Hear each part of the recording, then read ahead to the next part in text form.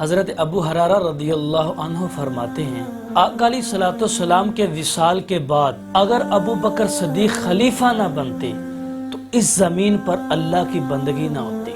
وہ اس لیے کہ آقا علیہ الصلوۃ والسلام کے وصال کے بعد سارا کفر جمع ہو چکا تھا اسلام کو مٹانے کے لیے۔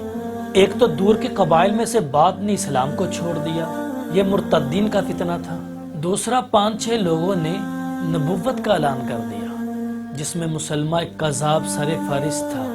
کچھ قبائل نے زکوٰۃ دینے سے انکار کر دیا کہ ہم زکوٰۃ نہیں دیں گے۔ اس پر فاروق اعظم رضی اللہ عنہ جیسے لوگوں نے عرض کی حضرت مسلمہ ایک کذاب سے تو جنگ کرتے ہیں مگر جو زکوٰۃ دینے سے انکار کر رہے ہیں حالات کا تقاضا یہی ہے کہ حضرت ان کے ساتھ نرمی کریں۔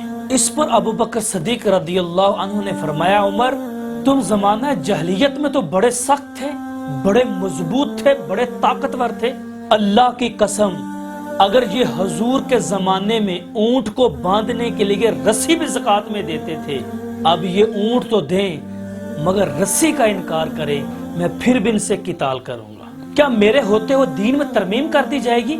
ابھی میں زندہ ہوں، ابو بکر صدیق کے ہوتے ہوئے یہ نہیں ہو سکتا۔ دوسری طرف کیسر و کسریٰ حملے کے لیے اتحاد کر چکا تھا، سارا کفر جمع ہو چکا تھا ریاست مدینہ کو ختم کرنے کے لیے۔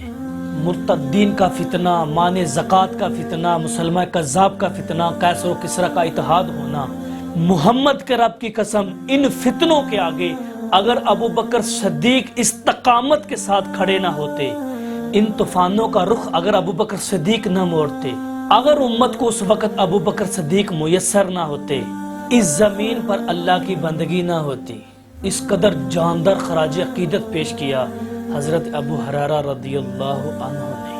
حضور صلی اللہ علیہ وسلم کے وصال کے بعد ابو بکر صدیق کا خلافت کو سنبھالنا اس امت پر بہت بڑا احسان تھا۔